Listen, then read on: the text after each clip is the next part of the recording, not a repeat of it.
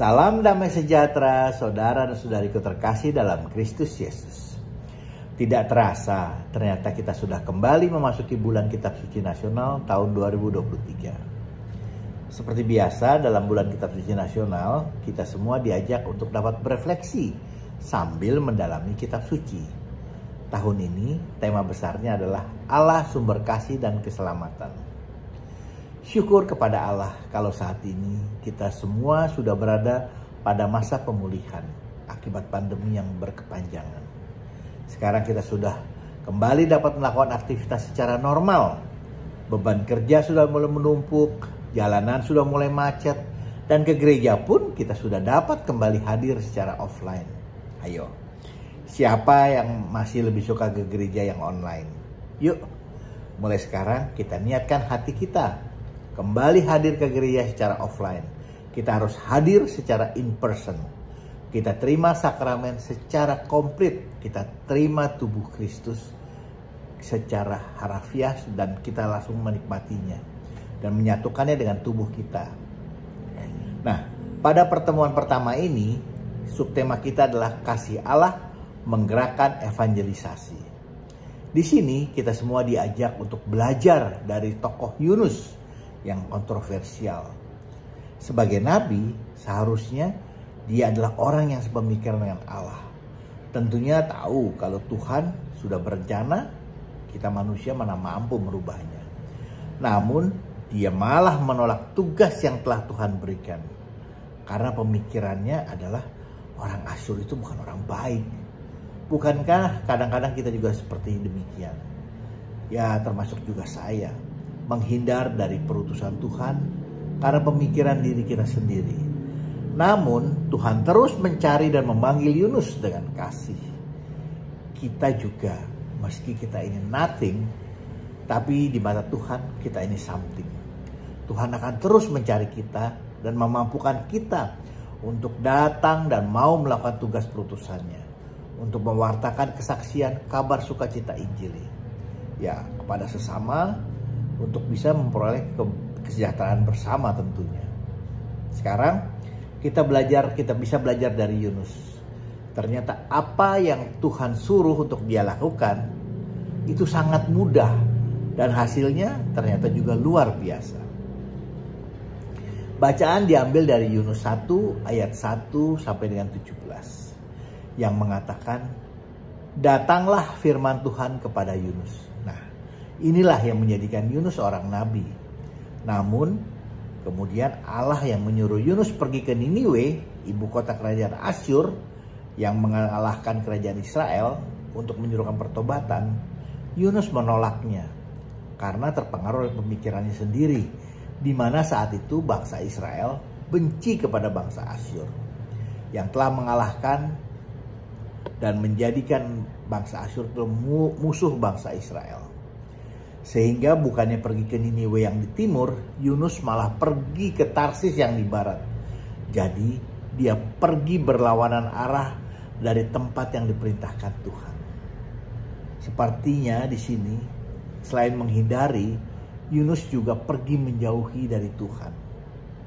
Tapi Tuhan terus memanggilnya, ya, dengan menurunkan angin ribut yang mengakibatkan badai besar yang membuat kapal yang tumpangi Yunus hampir terpukul hancur. Awak kapal pun menjadi ketakutan sampai membuang muatan ke laut untuk meringankannya. Bayangkan, awak kapal yang tentunya pasti jagoan laut, yang sudah bergaul dengan akrab dengan laut, dalam kehidupan sehari-hari dia tinggal di laut, kalau sampai takut artinya betapa hebatnya badai tersebut, sehingga mereka masing-masing memanggil ilahnya, dewa-dewanya. Bukankah kita juga sebetulnya sering begini? Saat kesulitan, kita baru berusaha mencari Tuhan. Nah, kemudian dikatakan juga, Yunus turun ke tempat bagian kapal yang paling bawah dan tidur. Ini menyatakan iman Yunus yang sedang terpuruk serendah-rendahnya. Bahkan kalau kita lihat, berada di bawah iman awak kapal yang berseru kepada ilahnya dan dewanya. Dan Yunus di sana cuma tidur. Ini menggambarkan kerapuhan iman kita sebagai manusia. Sudah menghindari dari tugas perutusan, malah mencari tempat tenang dan aman yang semu bagi dirinya. Karena aman yang real adalah ya tentunya pasti bersama dengan Allah. Sehingga dikatakan dalam Yunus 1 ayat 6, nahkoda mendapatkannya sambil berkata, bagaimana mungkin kau tertidur begitu nyenyak? Bangunlah dan berserulah kepada Allahmu. Barangkali Allah itu akan mengindahkan kita sehingga kita tidak binasa. Di sini Yunus ditegur melalui nahkoda tadi. Dan kemudian dia diingatkan kembali. Kata bangunlah sama saat Tuhan memerintahkannya ke Niniwe. Bangunlah dan pergilah. Kemudian mereka pun membuat undi untuk mengetahui siapa biang masalahnya. Memang pada masa perjanjian lama ada kebiasaan buang undi untuk minta petunjuk Tuhan. Ternyata Yunuslah yang kena undi tersebut. Sehingga mereka meminta penjelasan dari Yunus, yang mana malah membuat mereka menjadi sangat ketakutan dan bertanya apa solusinya. Yang dijawab oleh Yunus dalam Yunus 1 ayat 12. Sautnya kepada mereka, angkatlah aku, campakkanlah aku ke dalam laut. Maka laut akan menjadi reda dan tidak menyerang kamu lagi. Sebab aku tahu bahwa karena akulah badai besar ini menyerang kamu. Namun anehnya, setelah diberitahu jalan keluarnya, mereka bukan melakukan sesuai arahan, tapi mereka berusaha mendayung sekuat tenaga membawa kapal ke darat. Tapi ya mereka tidak sanggup. Di sini sekali lagi mau ditunjukkan bahwa Yunus tetap mendapatkan kasih dari Tuhan melalui orang-orang yang baru saja dikenalnya. Meski tahu mereka harus melemparkan Yunus ke laut, tapi mereka tidak melakukannya. Mereka masih mau memberikan keselamatan kepada Yunus. Lalu mereka berdoa kepada Tuhan. Bayangkan, awak kapal yang tadinya berdoa pada ilahnya, karena ia memang belum mengenal Allah, sekarang mulai mengakui Tuhan dan berdoa kepada Tuhan, dan mereka menjadi percaya. Meski akhirnya mengikuti arahan Yunus dan mencapakannya ke laut, dan laut pun mulai berhenti mengamuk, mereka berdoa, ya Tuhan, janganlah kiranya Engkau membiarkan kami binasa karena nyawa orang ini. Dan janganlah Engkau tanggungan kepada kami darah orang yang tidak bersalah. Sebab Engkau Tuhan telah berbuat seperti yang Kau kehendaki.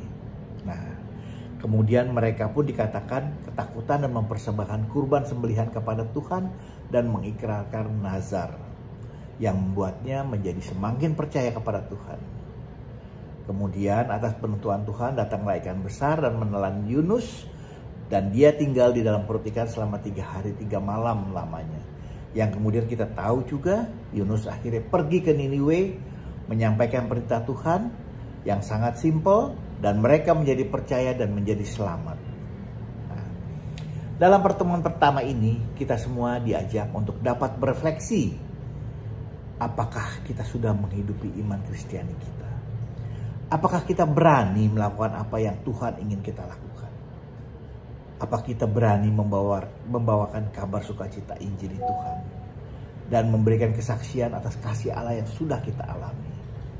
Kita tidak pernah tahu apa hasilnya saat kita membawa kabar sukacitanya. Di mana secara tidak langsung Yunus sudah melakukan evangelisasi di atas kapal dan di Niniwe, yang hasilnya sungguh di luar dugaan kita. 1 Korintus 3 ayat 6 mengatakan, aku menanam, Apolos menyiram, tapi Tuhan yang memberi pertumbuhan. Bila ada masukan, mohon berikan komentar Anda. Jangan lupa di like dan subscribe, juga di share agar kita dapat saling memberkati. Amin. Tuhan Yesus memberkati kita semua.